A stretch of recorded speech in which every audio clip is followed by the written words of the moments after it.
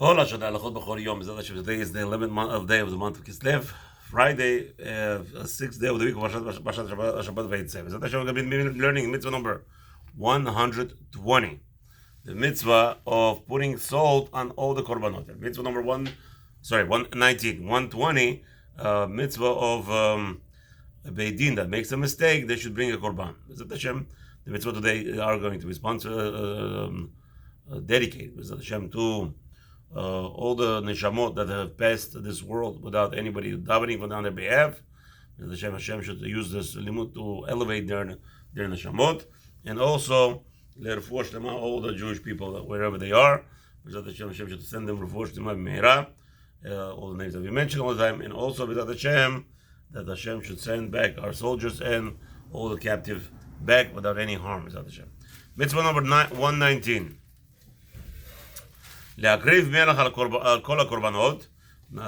It says in the Torah clearly that we must put salt on all the korbanot before we bring them, sacrifices before bringing them on the altar. Klomar, sheiten melach b'basar korban, v'chen b'kemach amenachot. So the point of the mitzvah is to put salt on any type of korban, whether it's meat or even flour.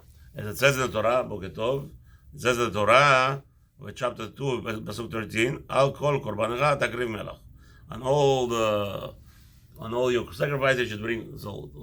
Boketov, Boketov. Okay. So, B'ezrat Hashem, Al kol korbanecha takriv melach, and all your sacrifices, or Pasuk tells us you must bring salt. So the Rabbi explains. Kvar amar v'mitzvat binyan habayit. We already explained in the reference to all the mitzvot that related to the house, the Beit HaMikdash. Ki mishorshei mitzvat hakorban leachshir ule'shir nefesh hamakriv oto. The whole purpose, we said, that all the purposes of korbanot is to make the person, the individual, to be befitting and to make him straight. Anyone who deals with the korban, to make him befitting for a bracha of Hashem or anything that we're all living in this world, and obviously we still have to go on till the last day of our breath, and we have to be fit. We have to be fit to receive abundance of this world. So a person, and we know that we deviate constantly due to our evil inclination. We deviate from the right path, and the purpose of the korban is to set us back on the right course and to remove all the sort of say, they call it klipa, they call it shells that prevent us from gaining all the benefits of this world. And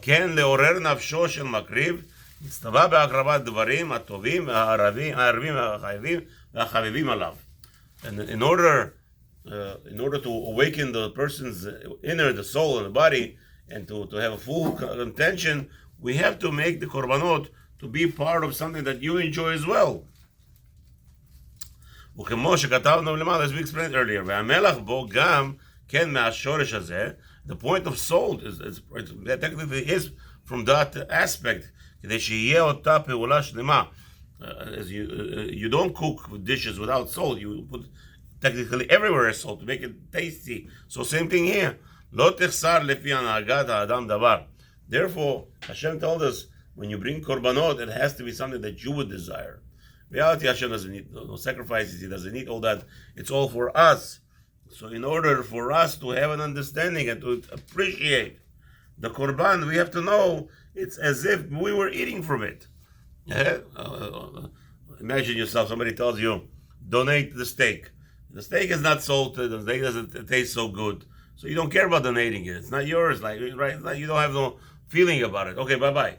But if it's something that you desire, that you enjoy, right? And now you're donating it, obviously, that is where it hits you. That's where it hurts the most. That's called a sacrifice. Not sacrifice, I donated $1 million. A guy boasts, I donated $100 million. Mister, you're supposed to donate $2 billion, and you donated $100 million. What are you so good about? Why are you so boasting? Yeah, but I donated $100 million where nobody that I know donates so much. Whatever, a crazy discussion. So again, for this person, he doesn't understand. it has to be a sacrifice. For a korban to be counted, it has to be something that you value, that's something that you're going to appreciate, so you have it on your own, and now you give it away. That's what we're talking about. Then obviously the heart will have more feeling in fulfilling the mitzvah, and will awaken and do tshuva properly. כי כל דבר מבלי מלח לא יערב לאיש לא טעמו ולא אפריחו.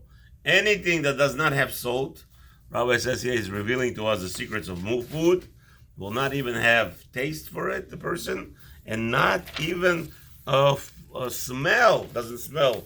The meat doesn't smell good without salt. Yeah, that's how far it goes. ומלבד זה שיש במלח עניין אחר רומז, so too salt also has another hint, כי המלח מקיים כל דבר ומציל עד ההפסד והריקבון. The salt actually protects and has another element to it. It protects from spoilage. וכן במעשה הקורבן ינצל האדם מן ההפסד ותשמר נפשו ותישאר קיימת לעד. So a person might think, oh, I'm doing a sacrifice, I'm donating money, I'm donating an animal to the Beit HaMikdash, I'm donating something away from my pleasure. No, we put melach, the salt, to show him it's all going to come back to you, Habibi. It's all just in the bank account. Hashem is keeping it for you to give you a reward for it. That's another element of salt. Again, there's 42 million other explanations, but Baruch Hashem, so we have something here. Dinei mitzvah, מה שאמרו זיכרונם לברכה, is the rules in reference to this whole discussion are in Masechet Menachot, page 20, first side. ככל הקורבנות נמלכים קודם שיעלו למזבח. Anything, all gets salted before they go up on the altar. ואין לך דבר שקרב למזבח ולא במלח, חוץ מן הנסכים והדם והעצים. So the following things that are only allowed to be brought without salt, which are the blood, right? The throwing of the blood on the mizbeach. They don't put salt in there. And then we have libation wine or water on the sukkot. Those don't get any salt. And also, etzim, all the trees, when they're burning the trees there, they don't put salt in them. However, this, we don't have any proof to that's the way Moshe Rabbeinu passed it down to us. We don't have an opening for these three items. Now, any korban that was brought without melach, without salt, a korban kasher v'nirtzeh. The truth of the matter is, the sacrifice is accepted. Chutz min hamincha she'amelach me'akva. However, anything that has to do with a gift offering with flowers, if there is no salt, then the korban is not accepted. Shneimar, but as it says, befirush over there, v'lo tasbit melach habrit Elohecha me'al minchatecha.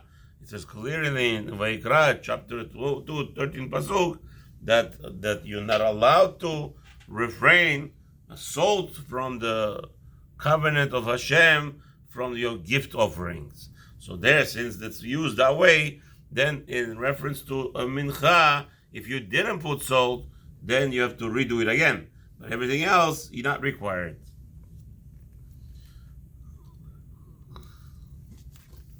No, again, you are required, but you will not get punished, right?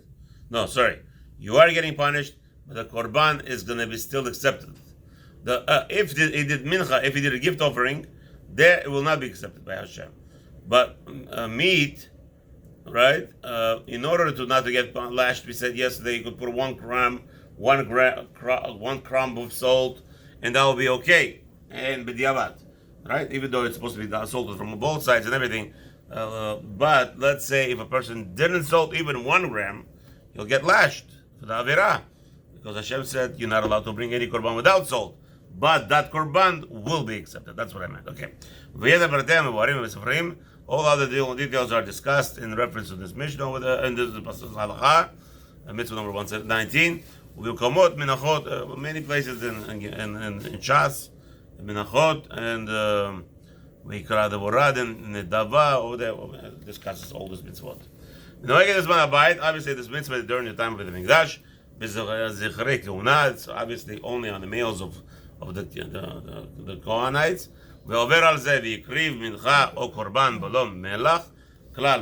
Let's say anybody who transgresses, does not bring korban with salt, he transgresses command of the king.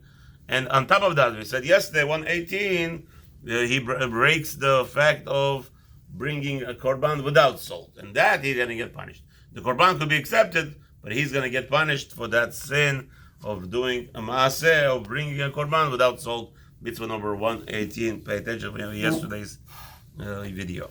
Mitzvah number 120. Mitzvat korban beidin im ta'u behora'ah she'akrivu sanhedrin gdola korban im ta'u behoru shelo ka'alacha ba'avirot hamurot shechayavin alein karet. Any element, a beidin, let's say paskind Pesach a day later. They rule the Pesach is on a day later. What happens is, what would that mean? That means the day before Pesach, everybody ate chametz, and everybody is chayav karet now because of their psak. Then they realize what they did. Now, lechora, they have to bring a korban. V'asu hakahal or ruban al pihen. Everybody did what the Beidin did. Everybody did what Beidin ruled. So now we have a problem.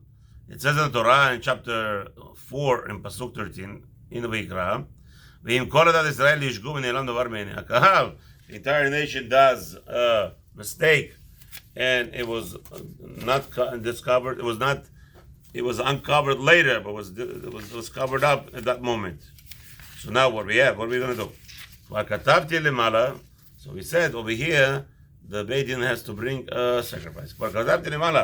כי מכוונות הקורבן להכנעת נפש המתהווה לו להגדיל נפש השכלית, ועל כן בהגיע אל הגדולים טעות בדבר ידוע, כי בחולשת השכל הרע להם וראויים לחזקו על כל פנים. ועל כן יבואו אל הבית אשר שפע השכל עליו, ויעשו מעשה על קורבן, וישובו אל ליבם בכוח הפעולה, גריות הנפש הבהמית, התועה והשיבות השכלית, המיושלת והזכה, ומתוך מחשבת טהורה זו ישגיחו וישכילו בכל הוראותם לעולם. Again, the rabbi wants to point out, how do people do averot? How do we get to the element of mistakes? How do we get the elements of negligence? All those is because we have a deficiency of fear in our hearts, in our souls. So the Rabbi points out again, that's the purpose of the Korbanot, is for you to come there and to elevate yourself, put your back into the middle line. The lining is very thin, and the life is of a Jew, it's so thin that if Chas v'Shalom a little bit to the left, a little bit to the right, you're over the derech. So that's what Korbanot is all for, just to put you back on the road. And here we have a whole community has done that, and now even you have 71 judges you went off, and they ruled in a reference to a law where they made a mistake. They have to come to Beit HaMikdash to get back on the right track. The rules are discussed in Masechta Horayot, page 4, Amud Bet. Sheyesh ta'ud behora'ot beidin. If there is a mistake in the Beidin's ruling, שהביידין חייבים להביא כקורבן ולא על העושה על פיהם, ויש לעושה חייב ולא הם. In some instances, that when the Beidin rules and people perform according to the ruling of the Beidin is going to have to bring korban. At some places, no, the people who did this Avirah have to bring a korban. Let's see. ואלו מן התנאים הצריכים הדבר שיהיו בית חייבים ולא העושים על פיהם. When the rabbi wants to discuss now, when is the Beit Din obligated to bring a korban and not the ones who fulfill the ruling of the Beit Din? שיהיו המורים של 71. First of all, there has to be a Sanhedrin of 71, Beit Din of 71. ויהיה ראש הישיבה עמהם בשעה שהורו. And it has to be the head of the Sanhedrin there with them, ruling at the time. ויהיו כולם ראויים להוראה, and of course it has to be all 70 of one of them have to have the rule of smicha that appointed that they have the right to be there. שנאמר, it says over there in במדבר, chapter 15, pasuk 24, אם מעיני העדה עד שיהיו להם לעיניים. This is talking about the words say from the eyes of the community. So who is the eyes of the community? They have to be befitting, to be serving as the eyes of the community, the rabbis. כלומר, ראויים להוראה. ויתור רובם בדבר זה שהורו בו. And now they deviated and they misguided everybody in that what they ruled. ויורו בפירוש, and they ruled clearly, שיאמרו לעם מותרין אתם לעשות. They told the nation you're allowed to do, ויעשו כל הקהל, and then the whole nation did something, or רובם על פיהם, everybody did, or most of them did according to their rulings, ויהיו העושים שחוגגין על פיהם ומדמין שהדבר שהורו בית דין כדת הורו, ויהיו העושים שחוגגין על פיהם. Now all the people who performed this act, what the beit din commanded them, or forced them, or guided them to do, that they're all shgigim, they didn't know they were doing Avirah. The beit din said it's okay, so they did it. They all did it. This implies over here specifically the people who did the act. They have to know for a fact that they don't know nothing. If they don't know nothing and they following the beit din, that's what the condition in order for the beit din to be guilty. But okay, if it's not true, if the followers knew the beit din was making a mistake and they still did it, in that case, the followers will be guilty. Okay? To say it to this world today, a lot of people say how I go against many rabbis who rule for medical purposes, and I told them that the rabbis who rule for medical purposes are going against LaHaShem. First of all, they cannot. There is no rabbi today or anybody could get up and say to everybody, follow me, in reference to anything, and let alone go around and tell people that you must submit yourselves to experiments and all these things. That is not allowed, and nobody has to listen to them, and they are actually doing a big averah. So now, since I know that, I'm not allowed to be partaking for it. There are other people who are, which is very hard for me to believe, that maybe they're just playing this game, playing game of Rosh Katan. I really don't know. That's what the rabbi said. If you already know that there is some kind of machloket between the rabbanim, so the rule is anytime there's machloket between the rabbanim, sheval taseh adiv. But my rabbi, my community rabbi, said to do it. You're right. Anything that your community rabbi says to do, which is not against Torah, go ahead. But if he's telling you to go against Torah, and that's a problem. Now you're going to say, but my rabbi says it's not against Torah. Well, how come you're saying it is against Torah? Well, you have to pay attention to us. If you know that Shulchan Aruch says clearly, you're not allowed to be experimented on. You're not allowed to be part of, you're not allowed to be a guinea pig. You have a precious body. And according to what Moshe Feinstein says clearly, any Jew who goes to medical professional and draws blood when there is no need for it, meaning if you are healthy, you have not suffering in any way, if you really don't care about your family history, that doesn't work like that. If a person is suffering himself, then he should go and get his blood drawn. But if it's not, just to go for a medical checkup and say, I'm allowed to make a hole in my body, that is against Torah. That's Kabbalah.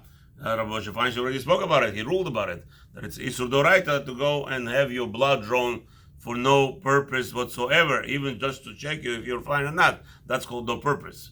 If a person is suffering in any way, in any sort of way, then yes, he has to go to a doctor and get checked. But if you're not suffering in any way, and American medical industry says if you're over 40, we have to go inside and colonoscopy on you, according to, we have to know what the Torah says about it. And everyone has to ask the Rav. And again, an incompetent rabbi will rule and say that yes, they should go in. And the problem with that is that now he did a Kabbalah. The Torah says you're not allowed to unless a person himself, we don't really care about what his father suffered or his grandfather suffered. It's all about him right now, as he is right now. Ba'asher hu sham. Is he healthy? If he's healthy, we don't make any incisions. If a person is not healthy, then it's obviously advisable to get a checkup in that matter. or somebody who already has his own history, not according to what the doctor decided, according to his parents. Okay. Anyway, here we have, that's the big machloket right now between the Rabbanim who play this game of first of all, they're not even Sanhedrin. Over here, Mistama, this Rabbanim, the single rabbis, one here rabbi, one there rabbi. That's not what we're talking about here. We're talking about here a Beit Din of 71 that set it down together, and there is a Rosh of Sanhedria. You have everybody there that make sure that nothing wrong will come out of them. Abodidim, Rishon LeZion, a chief rabbi of Israel, does not make decisions for any Jew. He's not allowed to unless somebody asks him a question. Somebody asked him a question, he could make a decision. But to come out and tell everybody, you must do what I say, the Torah says that's not the way Torah is written. I know the Christianity is written that way, but our Torah doesn't work like that. Our Torah works that, first of all, there is discussion. There's other Rabbanim. We have to find everything out, settle it down, and Rav could only teach. That's what our Torah tells us. Pirkei Avot, Mishnayot, I believe chapter 4. Don't tell everybody to follow me. You could tell them, here's my rule, here's the Torah that I learned, and you guys do whatever you want. Finished. That's the way real Torah people talk. ועוד שיורו לבטל מקצת מצווה ולקיים מקצתה, אבל לא לעקור כל מצווה אחת. So again, it has to make sure that they are still in the element, in realm of fulfilling mitzvah. But if Sanhedria goes ahead and tells you not to fulfill a mitzvah of some sort, let's say Sanhedrin says that a Brit Milah should be abolished. Okay, now we have a problem. There's a person who doesn't follow Brit Milah is Chayav Karet. If they're telling you, listen, we can't do Brit Milah for the next, month or 2 months, okay, if that's what the ruling they came out with, it's not abolished forever, it's abolished for now, for whatever purposes, then we have to, follow them. This is not, what's his name? This is not imposing on us anything harmful. Yes, we're not fulfilling the mitzvah, which is, again, you're going to say, well, mitzvot, if a person doesn't fulfill mitzvot, he's harming himself. It's true, but right now the Sanhedrin said, for 2 months you don't do Brit Milah, for whatever reason is. Okay? So then that's normal, that's within their realm.